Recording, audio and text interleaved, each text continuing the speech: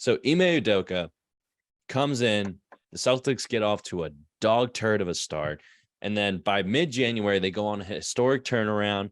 They get all the way to the NBA Finals, and Steph Curry does Steph Curry things, and they lose the NBA Finals. A lot of hope, a lot of promise in Boston that Jason Tatum and Jaylen Brown and Ime Udoka can really come together and create something special in Boston. And then at 1:35 in the morning on a Thursday, Adrian Wojnarowski decided, you know what, I'm going to just drop a bombshell on Twitter.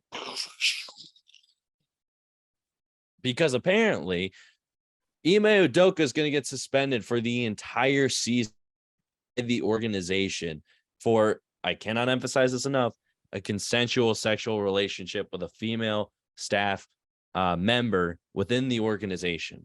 So far, what I've seen is that this was the team cited team violations or organizational violations as a reason for the suspension. And this is a massive loss because all of a sudden the Celtics, that seemed like a team with a championship window, at least for the next season, that window may be closed already before ball even goes up to get tipped. Bad analogy for this situation. And so this really changes the landscape of the East. It opens the door for a few teams, opens the door for the Sixers to rise up potentially in the East rankings come playoff time.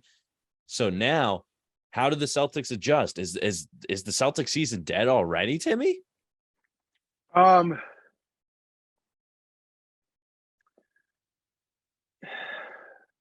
It's weird, right? Like, I don't know what other situation we could compare it to. Because yeah, like it's like weird, like because like you said, the key word is consensual. So,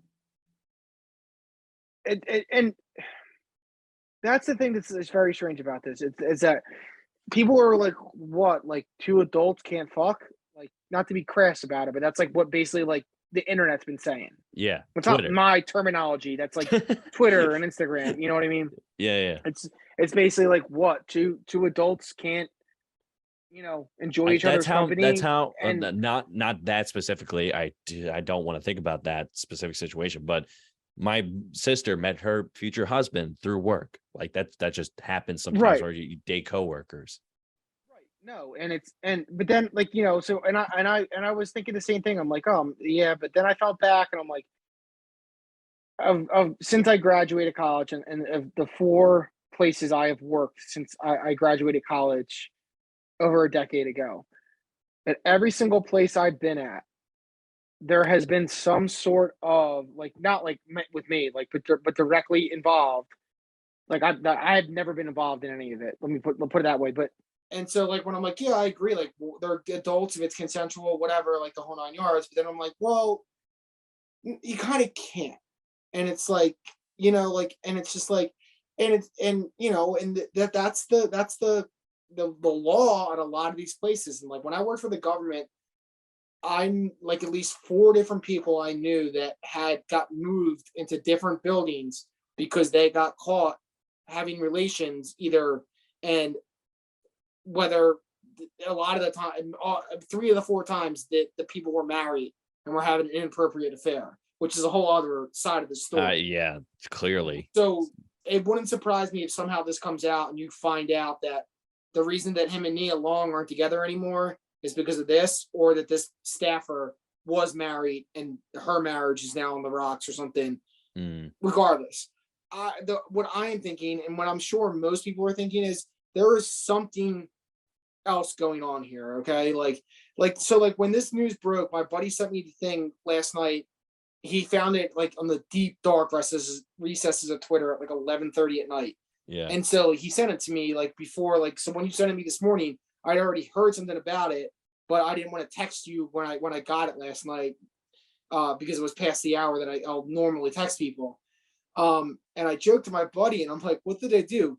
Catch them like going to coke-filled orgies? Like, you know what I mean? Like, and then it comes out some Wolf of Wall Street type shit. I'm like, oh, well, I guess it was everything but the coke, maybe. Like obviously not. So it's weird, man, because it's like they're two adults. They're allowed to do what they want. You hope that no one else got hurt in this situation because that is a shitty thing to have happen. speaking from personal experience and also watching other people and knowing other people that have to speak from that personal experience, it's not fun. Mhm. It ruins your life. It messes you up in ways you can never believe. You question everything that is good with God. Like it sucks. So you hope that what these two were doing was on the up and up. Obviously, in the consensual way it was, but it was on the up and up in that they weren't cheating on anybody else. Nothing was like that. And the Celtics are just being taking precautionary measures, and they can't fire the staffer because it's like, well, what do you like? But you're not going to fire a head coach. So Yeah. I Yeah. understand the Yeah. suspension, but the full year is very weird. It also is very brave on the Celtics part in the sense that they are like, listen, we understand that there is a title window right now, and we might be potentially screwing this up completely because the other question that comes in now, it's like, all right, he serves his year suspension. What happens if they succeed with this 34-year-old interim coach? Most likely won't be as good, but still, what if they succeed? But Yeah. even if not, it's like, it's going to be weird to just bring him back. Yeah, and then just plug him in and be like, "Oh yeah, coach Right. is Like, back. Everything's what are okay." so what do the players feel of this? Like, how do they look at it? Like, were they pissed that it's like, damn, coach, like, you couldn't have picked someone else or you couldn't have kept it in your pants? Like, it's like, what are they thinking? Like, dude, we had Yeah, a chance at a exactly. title. We were 2 games away last year, and now you're gone for a whole year, and we got to listen to a guy that was like our fifth assistant last year. Well, that, and it's also like, I'm wondering if part of it, also another component of this, is the timing, especially coming off the Robert Sarver news that Oh, absolutely. the And it's NBA. it's today's world too. Like if this was 2005, it's sad to say, but I don't think he would have got suspended. Oh no, not at all. I don't think even 5 years ago he would have gotten suspended for it. But I think coming off the Robert Sarver news, NBA teams are definitely feeling some type of pressure, at least from the public, to take a stand against certain misconduct in the workplace that can be interpreted in different ways. And I think that, yes, this was consensual, but I think the NBA is definitely trying to push like workplace stability and good in workplace environments. And it's tough I'm sure it's tough to operate in a place and an environment efficiently when you're in love or you're banging your coworker. Like it's just a tough, No, like yeah, it's a it's tough, not. it's a tough position to be in. And I think the Celtics, they were in between a rock and a hard place.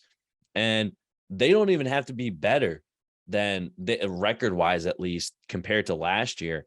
They just have to show enough glimmers of hope to convince Celtics brass to be like, oh yeah, what if we did just quietly let Ime walk, find a new job, and then hire this new assistant coach and make the interim the permanent head coach moving forward to give us more continuity.